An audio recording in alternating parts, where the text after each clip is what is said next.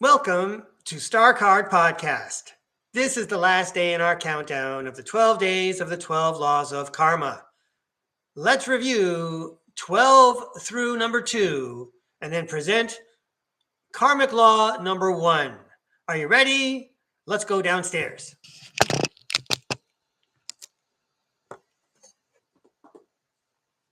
The 12 laws of karma.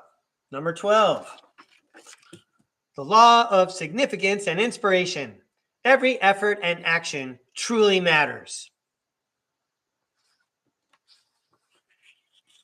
Number 11. Law of patience and reward. Great rewards always take time and persistence.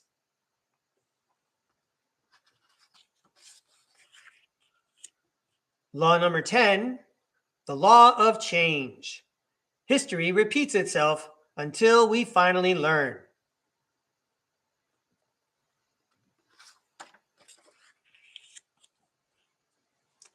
Law number 9, the law of here and now. Living in the past blocks our present happiness.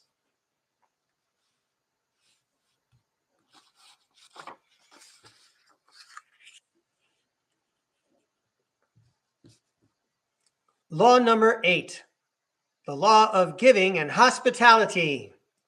Our actions must always reflect our true values.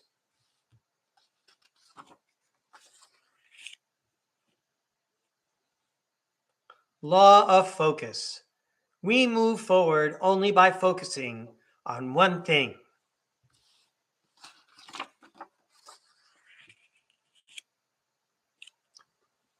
Law number 6, the law of connection. Past, present, and future are all linked together.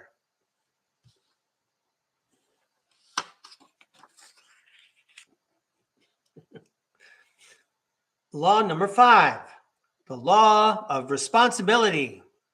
We are always accountable for our actions.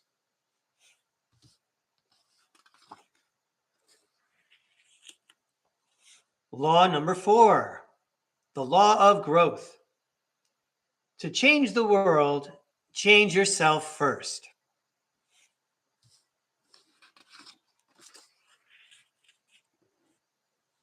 Law number 3, the law of humility. Accept reality before you can change it.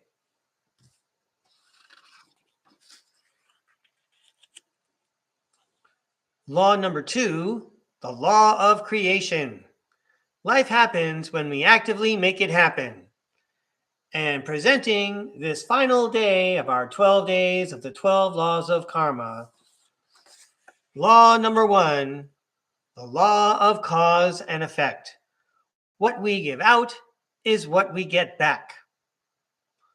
I spent more than 30 years in elementary school classrooms, and when you get acquainted at the beginning of the year in August and September and October, it's a lot of fun with all the new personalities, everyone getting used to each other and getting used to how the classroom works. And what I noticed was, I would notice that as I'm going through the day and I'm checking assignment books, I'm collecting papers, I'm looking for signatures, I'm making sure students are completing their work and turning it in and getting credit for it. I'm making sure they're getting their materials and the stuff that they need to do the next project and get them pumped up and prepared also to do their homework and all that stuff. I noticed that they were being extremely courteous. They were always saying please and thank you. They were waiting their turn to speak.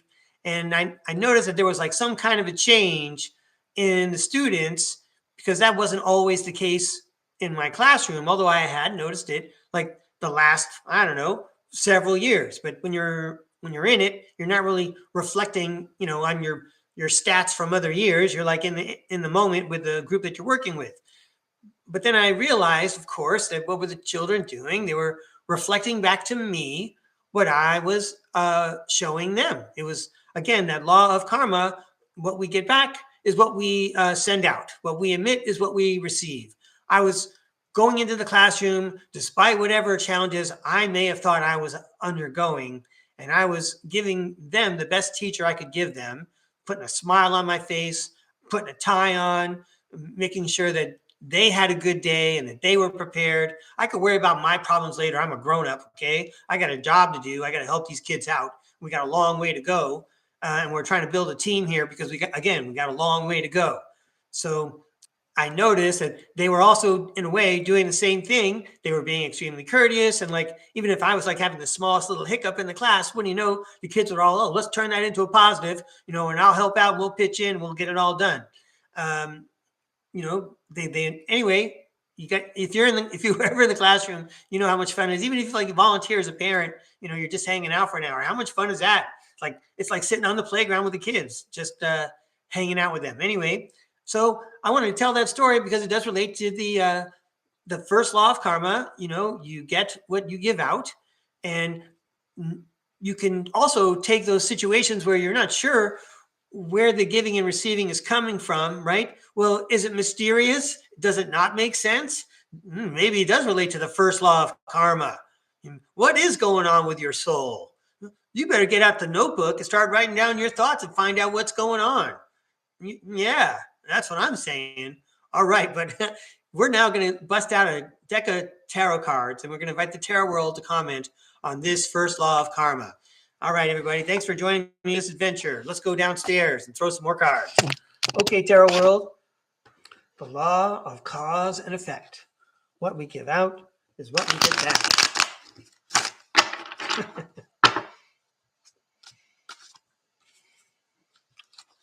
The law of cause and effect. What we give out is what we get back.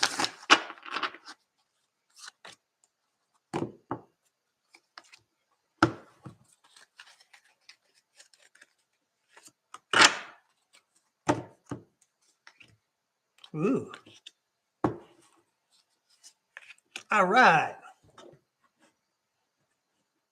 The law of cause and effect. What we give out is what we get back. I'm guessing we're going to see the Six of Pentacles. Well, how about the Two of Pentacles?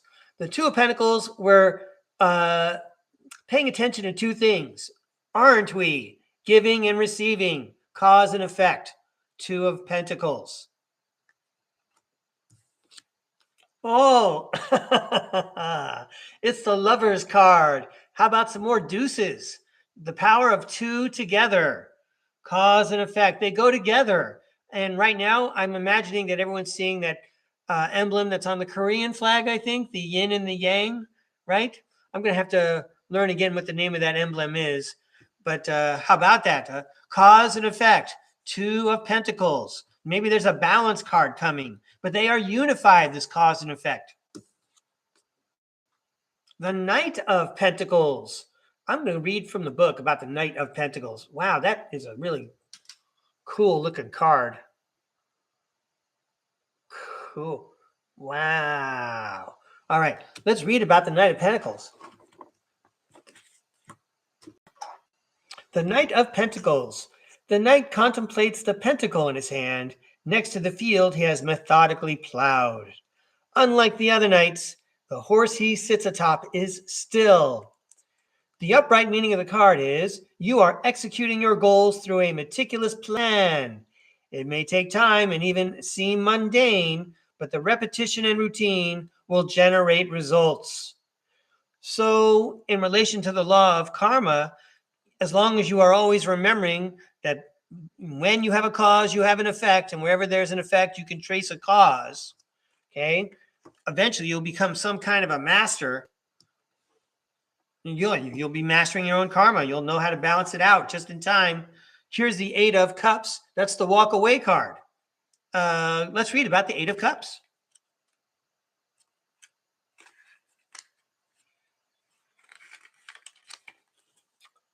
Under the moonlight, a man leaves behind 8 cups and heads towards the mountains. He is dissatisfied with the cups and seeks greater fulfillment. He is dissatisfied with the game of karma on surface planet Earth, and he seeks higher ground. Seeks greater fulfillment, for sure. Work hard at it, mastering that cause and effect, and then you can leave that karma behind. Okay. The Queen of Cups, look at your new situation. Once you've mastered that, I'll read to you about the Queen of Cups. The Queen stares deeply at a closed cup adorned with handles shaped like angels. Her throne is embellished with sea creatures. While she is surrounded by water, her feet do not touch it. The universe is sending compassionate, nurturing energy, using you or someone in your life as its vehicle. Support others and trust in your heart. And then the Five of Swords. Well, it's definitely a lovely card for the Five of Swords. I like the sky in that picture. Okay, well, the flowers look gorgeous too. Okay, so what does that mean? So there's empathy, and we have to have an understanding for others. It's important to remember that everyone has a higher self and to love their higher self, but to distinguish it from their day-to-day 3D world self and whatever kind of hijinks that brings, because that's the nature of what life is like down here. I'm saying this because the Five of Swords talks about competition and bullying and even abuse. So I just think that, if you trust in the spirit world while you're balancing your causes and your effects and the way you plow forward with your energies, you can leave a lot of karma behind and you can be big enough to give to others despite what's going on around you. Hey, that was a fun exercise in creative tarot reading.